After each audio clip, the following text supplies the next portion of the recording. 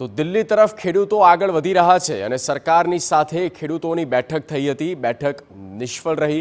5 કલાક સુધી આ બેઠક ચાલી પણ કોઈ ઉકેલ આવ્યો નથી। ખેડૂતોએ એમએસપી મુદ્દે સમજૂતીથી ઇનકાર કર્યો છે। એક અંદાજ પ્રમાણે 2500 ટ્રેક્ટર સાથે 20,000 ખેડૂતો દિલ્હી પહોંચશે। હરિયાણા અને પંજાબ બોર્ડર પર પ્રદર્શનકારી ખેડૂતોનો જમાવડો જોવા મળી રહ્યો છે। ખેડૂતોના કૂચને લઈને દિલ્હીમાં કિલ્લેબંધી કરવામાં આવી છે। દિલ્હીથી પંજાબ અને હરિયાણા સાથે જોડાયેલી બોર્ડર સીલ કરવામાં આવી। પોલીસ દ્વારા 144 કલમ લાગુ કરવામાં આવી છે। સિમેન્ટના સ્લેબ કાંટાળી તારોથી ખેડૂતોને રોકવા બેરિકેડિંગ લગાવવામાં આવ્યા। હરિયાણા પંજાબ બોર્ડર પર પોલીસ દ્વારા 5 લેયરની સુરક્ષા ગોઠવવામાં આવી છે।